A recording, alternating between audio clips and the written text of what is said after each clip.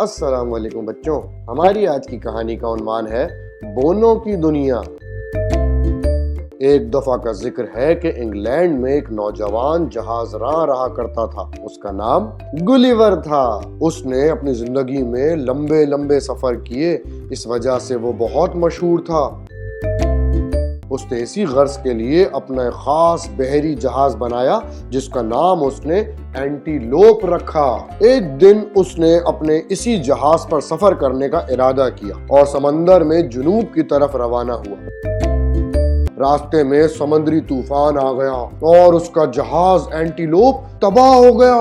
گلیور بہت پریشان ہوا اور اس نے سمندر میں تیرنا شروع کر دیا۔ وہ دن رات تیرتا رہا اور ایک ساحل پر جا پہنچا۔ ساحل پر پہنچتے وہ بہت تھک چکا تھا اور لیٹتے ہی اسے نیند آ گئی۔ وہ بہت گہری نیند میں سوتا رہا۔ جب وہ جاگا تو اس نے کھڑے ہونے کی کوشش کی مگر وہ اٹھ نہ سکا۔ اس کا پورا جسم زمین سے بندھا ہوا تھا۔ وہ یہ دیکھ کر حیران رہ گیا کہ اس کے ارد گرد بونے تھے۔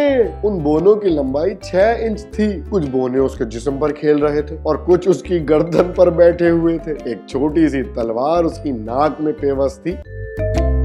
ناک میں تلوار گھسنے کی وجہ سے گلیور زور سے چھینکا، اچھو! اس کی زوردار چھینک سے وہ بونے خوفزدہ ہو گئے اور تمام ادھر ادھر منتشر ہو گئے۔ بونوں کے لیے گلیور ایک عجیب و غریب چیز تھی۔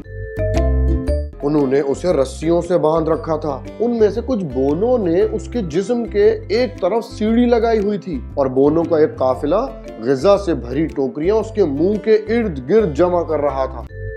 ان کا بادشاہ بھی اس کے منہ کے قریب آ کر کھڑا ہوا اور گلیور کو کہا، اے پہاڑی آدمی، ہم تمہیں بونوں کی سرزمین پر خوش آمدید کہتے ہیں۔ ہم تمہارا بہت احترام کرتے ہیں، لیکن ہمیں افسوس ہے کہ تمہاری بھوک مٹانے کے لیے ہماری غذا کا تمام راشن ناکافی ہے۔ اس مسئلے کو حل کرنے کے لیے ہم نے فیصلہ کیا ہے کہ تمہیں بھوکا مرنے کے لیے چھوڑ دیا جائے یا پھر تمہیں قتل کر دیا جائے۔ نہیں، پھر تمہارا جسم گل سڑ جائے گا اور اس طرح تو بھائی ہماری سرزمین پر بدبو ہی بدبو پھیل جائے گی۔ نہیں۔ ہاں، اس لیے ہم چاہتے ہیں تم ہمسایہ ملک سے جنگ میں ہماری مدد کرو تو ہم تمہیں آزاد کر دیں گے۔ گلیور نے بہت تحمل مزاجی سے اس کی بات سنی اور جنگ کرنے کی وجہ پوچھی۔ تب بادشاہ نے اپنے دادا کی کہانی سنانا شروع کر دی۔ جب وہ ایک چھوٹا سا بچہ تھا اور وہ انڈا کھانا چاہتا تھا اور انڈے کا خول توڑتے وقت اس کی انگلی کی پور کٹ گئی۔ تب بادشاہ نے حکم جاری کیا کہ بھائی تمام انڈوں کو توڑ دیا جائے۔ یہ بہت ہی عجیب قانون تھا۔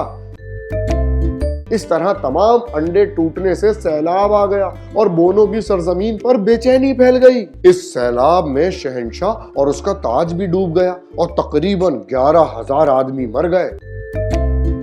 اس طرح بادشاہ کا حکم ماننے سے، انڈے توڑنے سے بہت سے لوگوں کو نقصان پہنچا۔ اس طرح ہمارا ہمسایہ ملک جو کہ ہمارا دشمن تھا، اس نے ہماری پریشانی سے فائدہ اٹھا کر حملہ کر دیا اور ہماری آدھی آبادی کو قیدی بنا لیا اور اب وہ ہمارے ساحلوں پر حملہ کرنے کا منصوبہ بنا رہے ہیں۔ بادشاہ کو یقین تھا کہ گلیور ان کی مدد کرے گا۔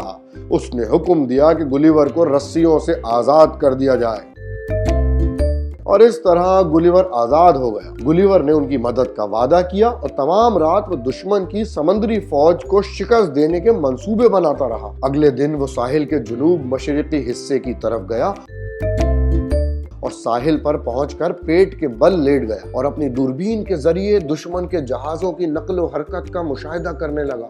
ان کی فوج کو جہازوں کی کمک پہنچ رہی تھی۔ گلیور جلدی سے بونوں کے پاس آیا اور ان سے مضبوط رسے اور لوہے کی میخیں لی۔ اس کے بعد وہ دوبارہ سمندر پر آیا اور سمندر میں اتر گیا۔ پانی اس کے سینے تک پہنچا۔ وہ خاموشی سے دشمن کے جہازوں کی طرف بڑھنے لگا۔ जब दुश्मनों ने इतने बड़े पहाड़ी आदमी को देखा तो खौफ ज़दा हो गए और उन्होंने खुद को जहाज के केबिनों में बंद कर लिया। तब गुलिवर ने मीखों और रस्सी को इस्तेमाल किया,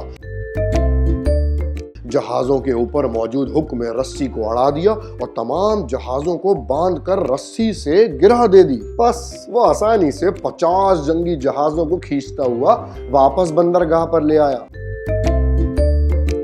इस अजीम फतह की वजह से बोने गुलिवर के बहुत मशहूर हुए। बादशाह ने उसे खुशामदीद कहा और नारडास का खिताब दिया, जो कि उस सरजमीन का सबसे बड़ा एजाज था।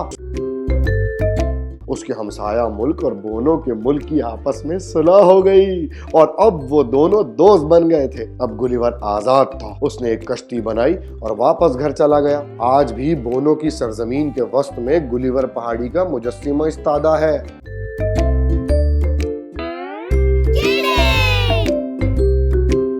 हमारे चैनल को